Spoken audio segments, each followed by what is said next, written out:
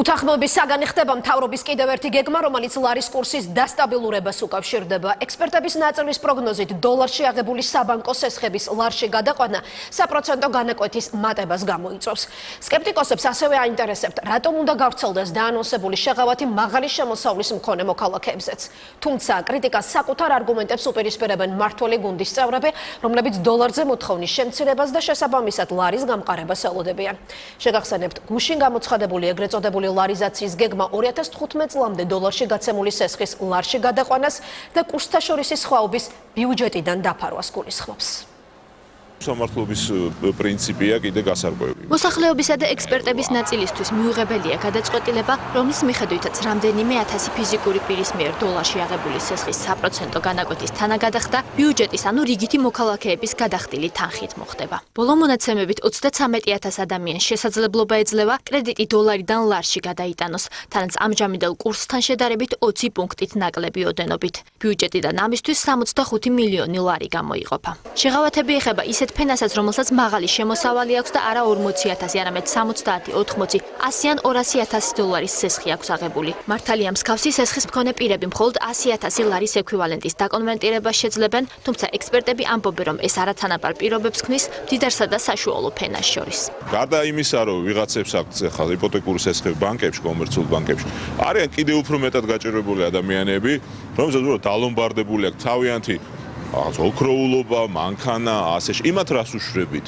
ექსპერტი ემძარ ჯგერენაია ამბობს, რომ სესხების ლარში გადაყვანით მომხმარებელი სავალუტო რყევების საფრთხეს თავს აარიდებს, თუმცა ახალი რისკების წინაშე აღმოჩნდება. საწვავის მოსალოდნელი გაძვირება ინფლაციას გაზრდის, რაც ლარში გაცემული სესხების განაკვეთზეც იმოქმედებს. თუ კურსთასხმობა გიშლით და დაზიანებს, რაც მოგიშლით ინფლაცია ბუნებრივია 2017 წლიდან მოყოლებული. ბანკების ასოციაციის აღმასრულებელი დირექტორი დარწმუნებულია, რომ მთავრობის ინიციატივის განხორციელება სესხების მყისიერ გაძვირებას არ გამოიწვევს, თუმცა ლარზე მოთხოვნის ზრდის შედეგად მომავალში განაკვეთის მატება გამორიცხული არ არის. ეს ელემენტი არ გააძვირებს, ან პირდაპირ არ მოახდენს ზეგავლენას კურს პროცენტს. აქ ჩავაბარა ლარში გაცემულ სესხებს. რა შეეხება ზოგადად რა შეიძლება ამ პროცესმა გამოიწვევს, თუ ლარზე გაიზრდება მოთხოვნა, ბუნებრივია პროცენტით გაიზრდება. მართლ გუნდში ფიქრობენ, რომ ლარიზაციის შედეგად მომხმარებელს კრედიტების მომსახურებისთვის 400 მილიონი დოლარის შეძენა აღარ მოუწევს, რაც ლარის კურსზე დადებითად აისახება.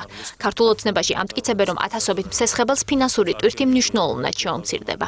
ეს არის ძალიან მნიშვნელოვანი სოციალური პროექტი, რომელიც ითვალისწინებს სახელმწიფოს მხრიდან ყველა იმ ადამიანზე, ვისაც ჰქონდა 2015 წლის მდგომარეობით აღებული იპოთეკა სესხი დოლარში, ყველა $1 20 თეთრიანი დახმარება გაწეულია. ნაციონალურ მოძრაობაში ფიქრობენ, რომ ლარიზაცია ნეგატიურ შედეგებს მოუტანს როგორც ბიუჯეტს, ისე საბანკო სექტორსა და მომხმარებლებს. ეს იქნება დამატებითი წნეხი მისი გაუფასურებისკენ, საბანკო სექტორისთვისაც დოლარში გაცემული სესხი არის მეტი სტაბილურობის გარანტი. საბანკო სექტორისთვისაც, მომხმარებლისთვისაც და ბიუჯეტისთვისაც ეს ყველასთვის შესაძლებელი აღმოჩნდეს დამაზიანებელი. ლარიზაციის გეგმა კიდევ რამდენიმე სიახლეს გულისხმობს. 2017 წლის 1 იანვრიდან 100000 ლარამდე და შემდეგ წელს 200000 ლარამდე სესხი მხოლოდ ეროვნული ვალუტით გაიცემა. რეკლამის შესახებ კანონი კი კომპანიებს დაავალდებულებს სერვისებისა და საქონლის ფასი ეროვნულ ვალუტაში მიუთითონ, თუმცა პარალელურად ფასი სხვა ვალუტაში განსაზღვრაც ნებადართული იქნება. ხელისუფლება დარწმუნებულია, რომ ცვლილებების შედეგი დადებითი იქნება. შემცირდება მოსახლეობისა და ქვეყნის ეკონომიკის დამოკიდებულება უცხოურ ვალუტაზე.